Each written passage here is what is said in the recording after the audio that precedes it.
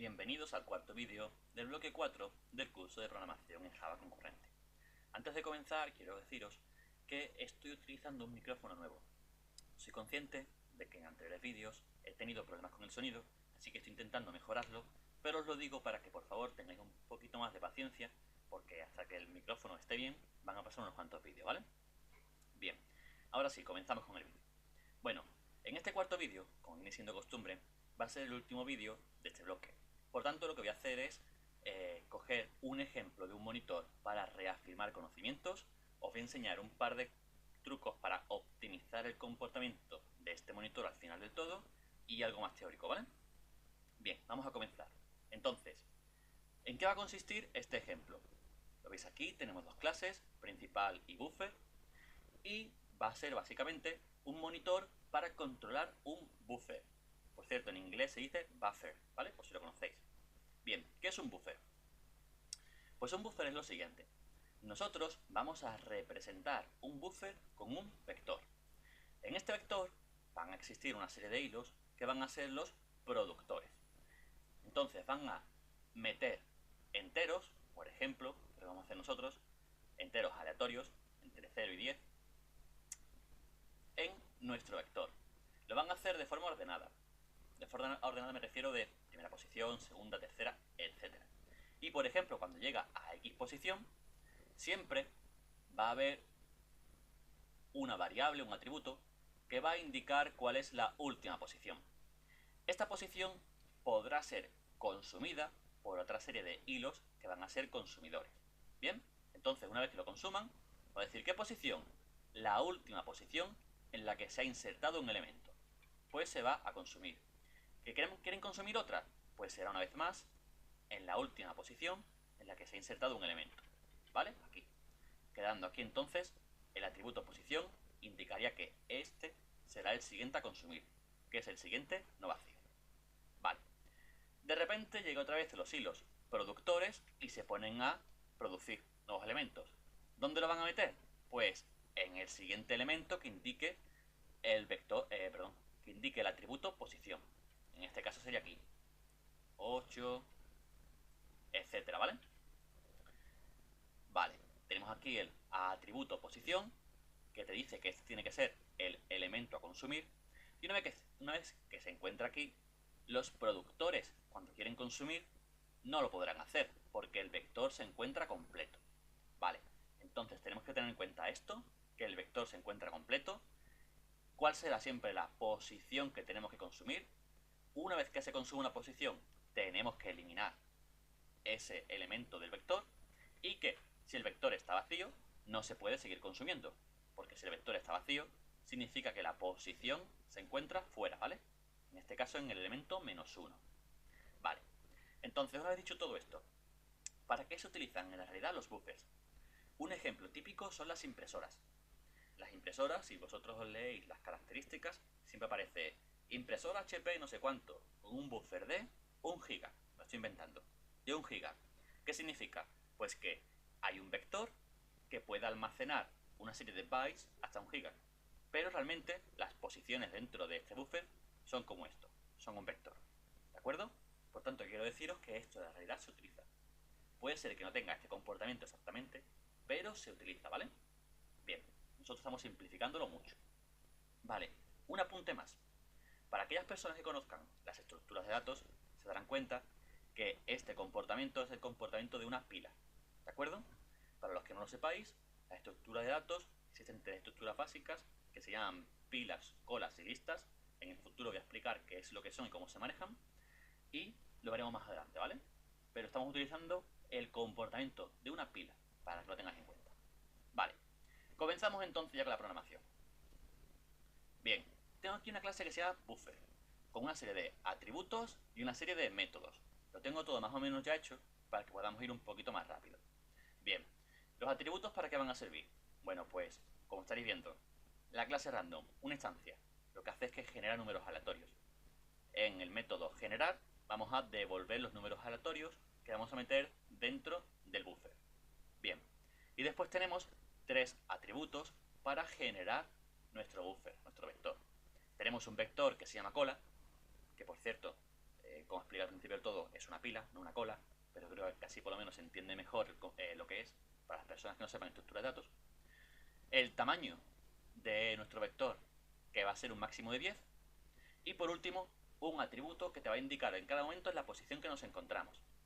Si estamos en la posición -1, que es como comenzamos, significará que nuestro vector está vacío, ¿vale?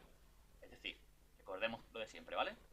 El vector comienza en la posición 0, termina en la posición tamaño -1, es decir, en este caso 10, pues la última posición será 9, y si nos encontramos -1, significa que nuestro vector está vacío.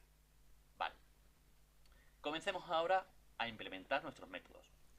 Vamos a comenzar con el método leer. Bien, fijaros que tengo ya un poquito, como he dicho, del código hecho. Vamos a empezar a rellenarlo. Y quiero que tengáis en cuenta que nosotros vamos a devolver un entero. Este entero va a ser el elemento que tenemos aquí, que vamos a comenzarlo en -1. Ah, perdón, y otra cosa que no he dicho. Y es que nuestro vector, para instanciarlo, necesitamos decir qué tipo va a tener dentro. Esto se pone entre los ángulos que tenemos aquí, ¿vale? Estamos diciendo que va a ser de tipo entero. Entonces ponemos integer. Esto creo que lo he explicado en vídeos anteriores, pero hace tiempo que no lo digo. Y es que veréis, nosotros en los vectores nunca podemos decir, vamos, en los vectores en cualquier tipo de objeto Java, no podemos decir que va a ser del tipo int, doble, etcétera. No se puede. ¿Por qué? Porque este tipo de datos son datos primitivos, que se llaman. Vale. Y nosotros siempre necesitamos poner entre los ángulos el tipo de objeto que va a ser, y como digo, tiene que ser un objeto. Entonces, en este caso, si decimos un integer es un tipo de objeto que dentro, realmente, lo que tiene es un entero. No tiene otra cosa, solamente un entero. Y se va a comportar exactamente igual que un entero normal y corriente primitivo, un int. Por tanto, ponemos integer y no hay ningún tipo de problema. Entonces, dentro podemos almacenar tipos enteros. Vale, de hecho estáis viendo que más adelante vamos a almacenar enteros que se generan aquí y nosotros vamos a meter tipo int y se meten dentro del integer. No hay ningún tipo de problema. Si nos ponemos a leer la descripción, lo podéis leer en el API de Java, lo pone perfectamente, ¿vale? Es un grab, es decir, una envoltura de un tipo primitivo de int en un objeto. Vale, comenzamos entonces, ahora sí. ¿Qué tenemos que tener en cuenta para leer? Pues lo que tenemos que tener en cuenta es que la posición en la que se encuentra nuestro vector, no sea menor de 0.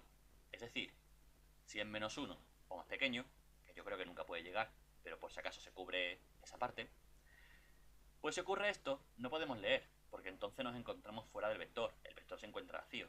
¿Qué vamos a leer? Nada. Bien, pues lo que tenemos que hacer es que si vamos a utilizar muchos hilos, este hilo se tiene que ir a dormir. Todos los consumidores tienen que irse a dormir. ¿Cómo hacemos esto? Lo hemos hecho en otras ocasiones y estoy completamente seguro de que no vais a tener ningún tipo de problema para hacerlo. Entonces ponemos simplemente wait. Nada más. ¿Qué se da este caso? Pues a dormir. Ponemos un try catch y listo. Y ahora ponemos un mensajito por pantalla, simple y llanamente, para nosotros saberlo. Y es que el vector está vacío y el vacío. Y el consumidor se va a dormir. Listo. Vale. Ahora el caso contrario. En el caso en el que sí... Uy, perdón. Falta aquí unas comillas. Ya está. El caso en el que sí que podamos consumir. Es decir, que la posición no se encuentre en -1, sino que la posición se encuentre en cualquier otra parte. Por ejemplo, aquí. Uy. Vale, ahora. Por ejemplo, que la posición se encuentre aquí. ¿Qué es lo que pasará? Pues que nosotros vamos a consumir este elemento, es decir, lo vamos a leer. Después de leerlo, vamos a eliminarlo, importante. Y por último vamos a decir a la posición que se ponga en una posición menos. ¿Vale? Si se encuentra en la posición 0, a la -1. Que se encuentra en la 2, en la 1, etcétera, etcétera, etcétera. Bien, ¿cómo se hace esto? Pues en elemento, aquí, en esta variable que hemos creado anteriormente, lo que hacemos es que le metemos cola.get y la posición. Vale, como bien sabréis, para la clase vector, get lo que hace es que te devuelve el elemento de la posición que tú le digas. Si vosotros no sabéis utilizar o no os acordáis cómo utilizar los elementos de la clase vector, lo único que tenéis que hacer es entrar en el API de Java, ¿vale? Vais a ver que es muy sencillo, existen muchísimos métodos ya hechos y es muy sencillo de utilizar. Vale, entonces, ahora conseguimos la información que hay dentro de esa posición, pero no la elimina. Para eliminarla, ¿qué tenemos que hacer? Pues un remove, sencillamente. Y eliminamos la posición. Vale, y ahora que hemos eliminado la posición, es decir, la información en esa posición, lo que tenemos que decirle es que la posición se vaya más para atrás. Así que, posición menos menos. Y con esto ahora sí, hemos completado este método. Tenemos ya completado nuestro consumidor. Bien, vamos a pasar ahora al productor. Bien, figurémonos ahora el caso, por ejemplo, ¿vale? Que tenemos esto de acá así. Por ejemplo, hasta aquí vamos a llegar. Y ahora estamos en esta posición. Nosotros vamos a introducir un nuevo elemento. Para introducir un nuevo elemento, lo que tenemos que hacer es aumentar la posición en 1. ¿Vale? Y ahora aquí es cuando vamos a meter nuestra nueva información. Imaginaros ahora el siguiente caso. Y es que estamos tal que así, es decir, el vector está completo, la posición se encuentra aquí, y nosotros, ¿cómo vamos a saber si el vector está lleno o no? Pues de la siguiente forma. Cuando nosotros hagamos al comienzo del todo posición más, la posición más 1, lo que vamos a hacer es que nos vamos a salir del vector. Es decir, en un vector de 10 posiciones como el que hemos creado, vamos a comenzar en la posición 0 y vamos a terminar en la posición 10. Perdón, en la posición 9, importante. Es decir, que si el tamaño del vector 10 es igual a la posición, nos encontramos fuera. ¿Vale? Importante. Por tanto, vamos a jugar con esto. Entonces vamos a decir, aumentamos la posición. Si la posición es mayor o igual al tamaño, es decir, estamos más allá, lo que vamos a hacer es que no podemos hacer nada. El vector se encuentra completo. Pues nada, vamos a decirlo. Lo decimos por pantalla. El vector está lleno. Y el productor, bueno, no decimos nada más. Con que decir que está lleno es suficiente. Porque el productor no vamos a hacer que se vaya a dormir. Lo veremos después. Vale. Y ahora, como nosotros le dimos una posición más, es decir, estamos fuera, nos encontramos fuera de nuestro vector, no queremos esto. Lo que queremos es que la posición se encuentre aquí, en el último elemento a consumir. Por tanto, pos menos menos. Vale. Y ahora nos venimos una vez más aquí, al siguiente caso. El caso en el que sí que podemos meter información. Si nosotros podemos meter información, es decir, nos encontramos, por ejemplo, tal que aquí, y hemos hecho pos más, al comienzo del método, estamos aquí. ¿Qué vamos a hacer? Meter un elemento. Nada más. Bien, pues ¿esto cómo se hace? Con el método generar. Entonces nosotros cogemos y hacemos cola.add, añadimos un elemento. ¿Qué elemento va a ser? Pues el de generar. Y listo, ¿vale? Llamamos al método generar, el cual nos va a devolver un entero. Este entero se sustituye por lo que tenemos exactamente aquí y se mete dentro de add. Nada más. Bien, pues con esto ahora estaría todo completamente listo. Hemos generado nuestra nueva información. Y por último, ¿qué nos faltaría? Pues si nosotros hemos generado nueva información y todos los consumidores están dormidos, necesitamos despertarlos. Pues un notify all. Importante esto, ¿vale? Porque si no, recordad que podemos tener un interbloqueo, ya que todos los consumidores en algún momento se pueden dormir y los productores siempre estarán produciendo y se llenará el vector. El programa no haría absolutamente nada. Vale, guardamos y ahora en teoría tendría que estar completo nuestro monitor. Más adelante os voy a explicar un par de cosas más, porque podemos optimizar todo este comportamiento y un par de cosas que están mal, podríamos decir, pero bueno, lo vamos a ver después. Bien, entonces, la clase principal. Vamos a llamar a todos estos métodos del monitor. ¿Qué hay que tener en cuenta? Pues mirad, en el método main he creado dos pools de threads. Uno que es el pool de lectores y otro de escritores. ¿Por qué? Bueno, pues simple y llanamente porque van a ser hilos diferentes. Los podríamos haber puesto todos juntos, sí, no habría ningún tipo de problema, todos en un mismo pool. Lo he hecho así simplemente para hacerlo diferente y que vosotros veáis el comportamiento. Pero como digo, se podría haber hecho todo junto, ¿vale?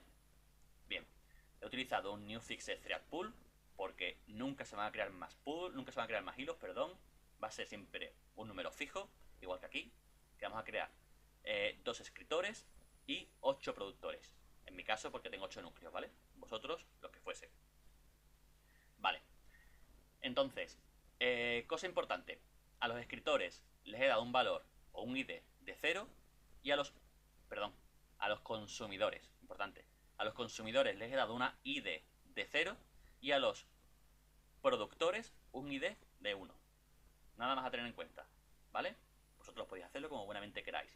Incluso, como digo, lo podréis hacer todo en un solo bucle. Yo simplemente he hecho esto para comprobar que se pueden crear 2 pools de threads a la vez. Bien. Nuestro método run. Bueno, por cierto, tengo aquí el monitor instanciado de tipo estático, importante. Todos los hilos tienen que utilizar exactamente el mismo monitor. No pueden utilizar uno diferente. Vale. Entonces, lo primero, 0 significaba que estamos ante un consumidor. Por tanto, entramos en este bucle while true. Si os fijáis, es un while true porque lo que queremos es que siempre se esté ejecutando. Es decir, siempre que haya información en el buffer, se va a tomar. Una impresora así es como se comportaría. ¿Hay información en el buffer? Sí, pues la cojo. No hay que darle un botón para iniciar, etc. Siempre es un while true. Vale. ¿Qué es lo que haríamos entonces? Pues nosotros, en elemento, recogeríamos la información.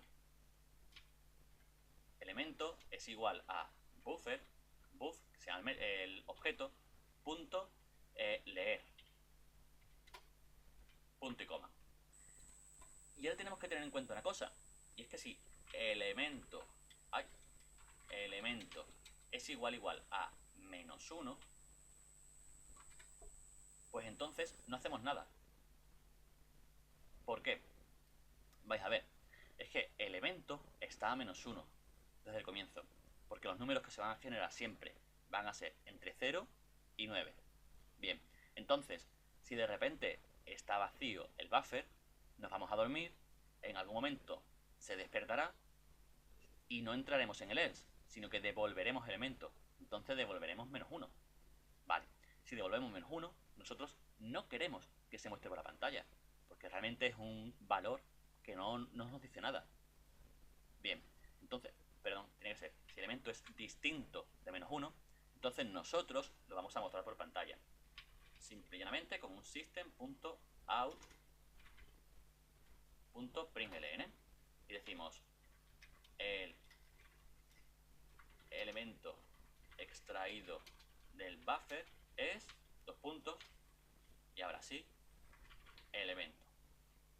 Vale, y con esto tendremos ya listo nuestro consumidor. Ahora, para que no vaya excesivamente rápido, ¿qué es lo que siempre hacemos? Los echamos a dormir. Entonces vamos a echarlo a dormir pues un segundito o algo así, lo que vosotros veáis. Como con thread sleep, ya lo hemos utilizado en muchas ocasiones. Y para poner un segundo, como se escribe en milisegundos, ponemos 1000. Vale. Y eso estaría listo. Vale, ¿qué me falta ahora? El productor. El productor es algo muy parecido. Lo que pasa es que en este caso no tendríamos que tener en cuenta nada de devolver, nada por el estilo. Simple y llanamente, buffer.escribir y nada más. Y ahora también vamos a echarlo a dormir un ratito para que no esté constantemente produciendo, que si no nos podría dar problemas. Vamos, problemas a nosotros porque iría excesivamente rápido. Vale, lo echamos a dormir, por ejemplo, 200 milisegundos o algo por el estilo, lo que vosotros veáis. Y ahora sí, en teoría, nuestro programa estaría terminado. Vamos a darle a que se ejecute y a ver qué tal. Mirad, al principio del todo se van todos a dormir y después empiezan a extraer información. El vector se ve que siempre está lleno, más o menos. Se ve que están ejecutándose excesivamente lento los consumidores. Pues nosotros podemos hacer una cosa. Por ejemplo, vamos a decirle al productor que se duerma más tiempo. 300 milisegundos. O 400, para no tener problemas en general. Vale, guardamos, hacemos otra vez el ejemplo. Está vacío el vector, nada, y de vez en cuando se va vaciando, si os fijáis, ¿vale? Ahora es el caso contrario. Bueno, lo que estamos viendo en este momento es que está funcionando nuestro monitor. El monitor está bien. Se está dando todos los casos posibles, se están yendo a dormir los hilos que son productores, se están yendo a dormir los hilos que son consumidores, etcétera. Vale, ¿cómo se podría mejorar este programa? Se podría mejorar de muchas maneras, la verdad. Lo primero a tener en cuenta es que yo he dicho que vamos a utilizar pool de threads. Pensad lo siguiente, ¿vale? Y es que vamos a ver, ¿para qué se utilizan los pool de threads? Los pool de threads se utilizan siempre para cuando vamos a reutilizar hilos, utilizamos los pool. Y es que en vez de crear nuevos hilos, cogemos los que ya se han creado. Pero en este caso pensad lo siguiente, y es que tenemos 10 hilos en total que se están ejecutando siempre. Nunca se destruyen, nunca se crean nuevos hilos, nada. Por tanto, realmente utilizar un pool de threads no sirve de nada. De hecho, estamos creando muchísima lógica y de fondo estamos utilizando clases que son muy costosas para el procesador, que no se hace uso de ellas. Por tanto, en este caso en concreto, un pool de threads es más ineficiente, ¿vale? Yo lo he utilizado para daros el ejemplo y que veáis que siempre no hay que utilizar un pool de threads. Tenemos que examinar nuestro programa, examinar el comportamiento y entonces tenemos que evaluar si va a ser bueno o no utilizar un pool de threads. Vale, eso para empezar. Yo eso no lo voy a tocar porque sería un poquito complicado cambiarlo en este momento, pero para que vosotros lo tengáis en cuenta. Vale, otra cosa. Estamos aquí realmente utilizando lo de elemento, if, etc. Es decir, si se va a dormir, un hilo nos devuelve un -1. Eso realmente está mal. Eso no habría que hacerlo así. ¿Por qué? Porque fijaros en lo siguiente. Y es que si el vector está vacío, se va a dormir este hilo. Cuando se despierta por fin, se sale de toda esta lógica, devuelve un -1. Aquí entonces no se ejecutaría absolutamente nada, se iría a dormir y después, como tenemos un bucle, un while true, volvería a leer, ¿vale? Intentaría volver a leer, por lo que se pondría de nuevo a la cola. Vale, todo esto se podría hacer de una forma muchísimo más eficiente. ¿Cómo? Pues simplemente con una condición de guarda. Vale, ¿qué era una condición de guarda?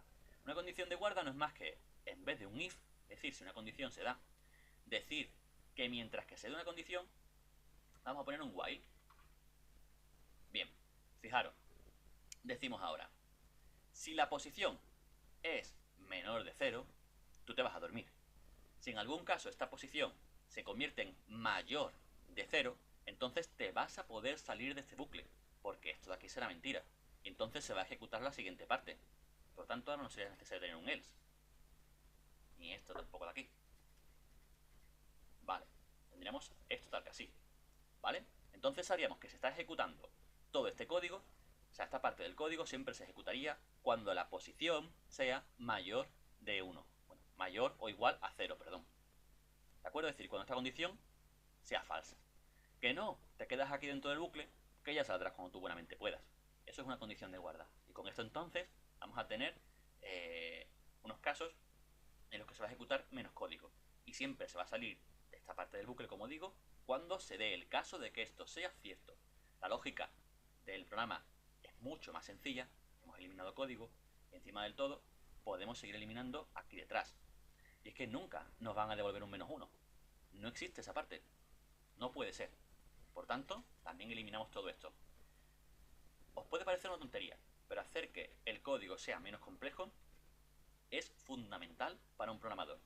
¿Por qué? Pensad lo siguiente, ¿vale? Vosotros estáis trabajando en un programa no solos. Nunca vais a trabajar en realidad solo en programas, más allá de algunos proyectos personales que tengáis. Si os ponéis a trabajar como programadores, vais a trabajar con un equipo de 10 personas, 20, 30. Muy posiblemente, muchos de ellos van a estar en otras ciudades diferentes, incluso en países diferentes al que vosotros estáis. Por tanto, que el código sea muy sencillito es importante, porque va a hacer que esas personas no tengan que consultarte nada y que no pierdan su tiempo en intentar entender un código que se podría hacer más sencillo. Importantísimo, ¿vale? Con esto se ahorra mucho, mucho dinero. Bien. Y por último, quiero comentaros una última cosa. Y es que mirad esto. Esto es muy, muy importante y posiblemente no hayáis caído en ello. Y es que mirad, ¿cómo es que el código se está ejecutando? En teoría, y por lo que yo os he explicado, el código tendría que tener interbloqueos. No se tendría que ejecutar este monitor. ¿Por qué? Porque fijaros, tenemos este método generar con un synchronizing. Y tenemos el método escribir que llama generar, el cual también tiene un synchronizing. Es decir, tenemos ahora aquí, imaginaros, el hilo 0. Y en la cola, pues tenemos otra serie de hilos. En este método o en cualquier otro método. Tenemos, por ejemplo, el hilo 1 solamente, ¿vale? Vale, llega el hilo 0, que se está ejecutando en este método que tenemos aquí, y coge y llama al método generar. El método generar, al tener un synchronizing, también está utilizando el candado que se encuentra, o la cola que se encuentra, para todo el monitor. Entonces, ¿qué pasa? Que realmente el candado está echado. No se puede entrar en generar porque un método está, porque un hilo está activo en el método escribir. Vale, entonces, en teoría, no se podría entrar en generar. Entonces habría un interbloqueo, ya que el hilo que se encuentra aquí activo, aquí se encontraría la cola. No podría entrar. Vale, pues los monitores tienen este tipo de comportamientos en cuenta y dicen, vamos a ver, hilo 0, tú tienes en este momento el poder de poder ejecutarte en el método escribir. Bueno, pues además de eso, tienes el poder de que si has entrado en el método escribir y dentro de este método se llama cualquier otro método del monitor, también lo podrás ejecutar. Por tanto, lo que hace es que llama a generar y entra dentro y no tiene ningún tipo de problema. Se salta las colas, etcétera. Ni candado ni nada. No le hace caso. Se ejecuta sin ningún tipo de problema, ¿vale? Este tipo de comportamiento se llama reentrancia. Y como estamos viendo, los monitores con Synchronized tienen reentrancia, ¿vale? Es importante señalar eso, porque como digo, a priori podría parecer que tiene interbloqueo, pero no lo tiene. Vale, y entonces ya con esto terminamos este vídeo.